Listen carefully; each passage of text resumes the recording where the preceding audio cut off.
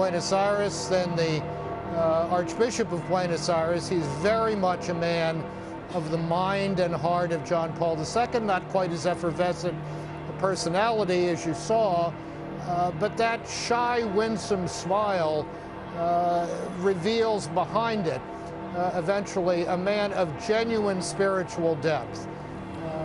I've met a lot of senior churchmen in my life. I came away from an hour with Cardinal Bergoglio last May in Buenos Aires thinking this is first and foremost a man of God. Well, that matches. And that's the most important possible qualification for a pope. And George, that matches exactly what His Eminence Cardinal Egan has said here in our presence in the studio since the name and the identity became apparent. We've seen a few Argentine flags above the crowd there, a couple Brazilian flags visible, and just a few numbers here. Latin America has the highest percentage of the world's Catholic population. 39% fully of the world's Catholics live in Latin America. Argentina, 31 million Catholics, roughly 77% of the population there. And Lester Holt, I would love to hear your reaction from your perch along with that of Father Barron. Well, you know, it was as Ann had noted, it was rather quiet when the name was announced because we're all struggling to listen. I had it, of course, playing in my ear. The crowd down there, I think, a little bewildered, trying to figure out who it was. But once he stepped out of that balcony, it was a deafening roar. I described it a moment ago in a tweet as electric. It was truly an electric feeling as he came out and just took in the crowd, almost emotionless on his face. You have to wonder what one thinks when they look out at virtually all of Rome crowded around to get a glimpse of you and to take a measure of you and the measure of what leadership that he will offer to the Catholic Church. It was a stunning moment. The crowd is still out there. They have stood so patiently, and I noted earlier, Brian, and many will take this as a sign of faith, perhaps a sign of God, but I can only tell you that it rained all day here. That crowd was soaked. They were under umbrellas, and the rain stopped just about the time the white smoke first appeared, and I don't believe there's been a drop since. And this is one happy crowd out there. Many of them just happened to be in Rome. A lot of course, Italians there, but a lot of people from all over the world who came here. Their spring vacation plans brought them here, and it was an itinerary that took them on a date with history here as a Latin American Pope, Francis I. And Father appears Barron? before the crowd. His first word. Yeah, I was struck by so many things. I think, Brian, you're absolutely right about the Cardinals making a statement about the importance of Latin America for the Catholic Church. There's no way that this choice was made without, a clear consciousness of that. Second thing that struck me was the choice of name. And as George had said, the first thing we learn about a new pope is the name he chooses. And of course, St. Francis of Assisi is of enormous importance to the people of Italy, and he's the most popular saint in the world. And fascinating to me that a Jesuit didn't take the name of the founder of his own order, Ignatius, but rather of Francis. It also signals his great interest in and compassion for the poor, which is a very important theme for St. Francis. The last thing that struck me was his appearance on the loggia. At first he seemed so shy and almost overwhelmed. Then I was very charmed by the smile that we saw, and then the words that he shared. And above all, that request that the people pray for him and that bowing low as that prayer was received. So I was very struck by the winsomeness of that performance. And it was surprising to me, certainly, but as you reflect on it, you see, I think, a statement being made about Latin America, but then this extraordinary choice of name, the first time in 2,000 years that we've had a pope named Francis. That's really worth reflecting upon. I agree. As with all of your findings, we've been able to find a shot from Argentinian TV. This is the night, if you were planning to travel to Buenos Aires, this is the night to be in that city.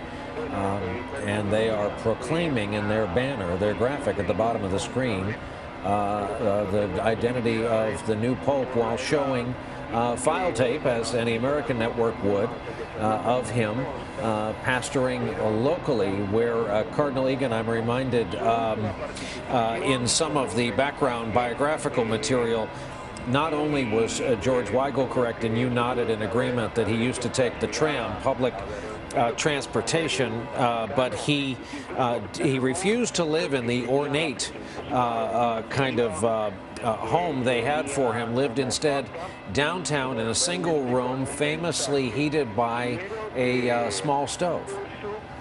I didn't know it was a single room, but I know the story about the apartment.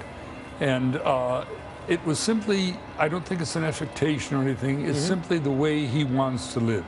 Francis is written all over him. I can't tell you how kind I already told you how kind he was to me. And I genuinely like this gentleman. And I didn't expect that tonight that would be the choice. But I tell you, Brian, that we have a wonderful, decent, compassionate, strong, smart man. And as far as what you mentioned before, administrating and putting things in order, I think as a good Jesuit, he'll do precisely that. And I'd like to know what is going on over in Fordham tonight with the Jesuit fathers. And I'm sure that there is much celebration. And when I get home, I'm going to call up Father Ciancimino, who is the provincial here, and say, we Jesuits are delighted. I had all my education from them, and I love them. Well, it'll probably be a big night. Those who were perhaps very excited about the prospect of an American Pope. Perhaps there is some disappointment in cities like New York and Boston. Perhaps there's some disappointment in Quebec and Canada. We don't know. This is a big moment, and perhaps this opens a new era for South America. Miguel Almaguer is in Rio. Rio, remember, is getting the next summer Olympic Games, you know, Miguel, here is a new era, I think, without qualification for Latin America, because this is a first of the modern era.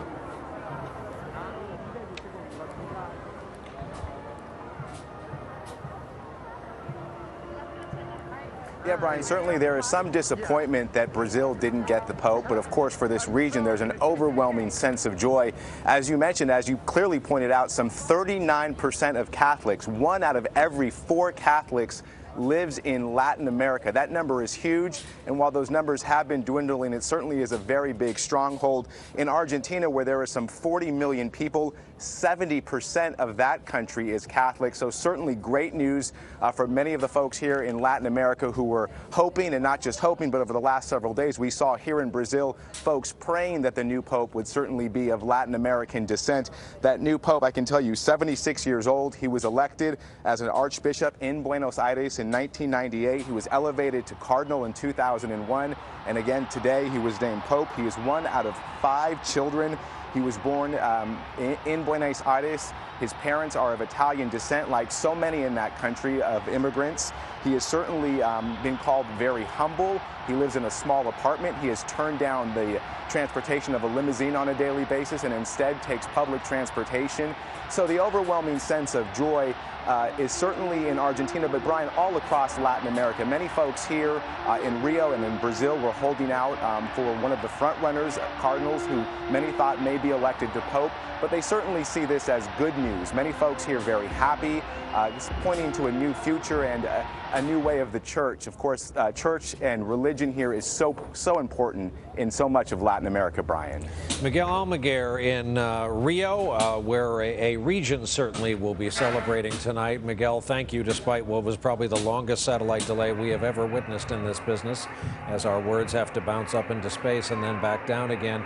Let's see if the Pope, we've been told, has issued his first tweet. We got a passing reference to new media from the remarks up on the balcony. And Cardinal Egan, help me out there. Can you read that? I can't see it, Brian. I'm sorry. Habemus Papam. Okay, we have a Pope. Franciscum. So that's it's in the accusative. And his name is Francis. So that's kind of a third-person way of saying it is I. Is Ann Thompson still down on the square for us? Brian, I am still here, and I'm here with Mike and Mark, who go to Temple University. And you guys have been standing in the rain for 4 hours now. So tell me, what do you think of Pope Francis I, Mark? Seems like a really cool guy. Couldn't really understand him, but yeah. But tell me about the moment. I mean, Mike, why did you stay through a speech you couldn't understand? It was just awesome. It's likely that we'll never experience that again. I mean, I came here to visit Max, who's studying abroad, and just having to pick the perfect week that this happened to be happening, and could potentially never or not happen for another 20 years. And the likelihood of me being here for it, it's just not probable. When Pope Francis asked the crowd to pray in silence, have you ever heard so many people be so quiet? No. You hear a pin drop, you hear all the fountains going, that was it. I know all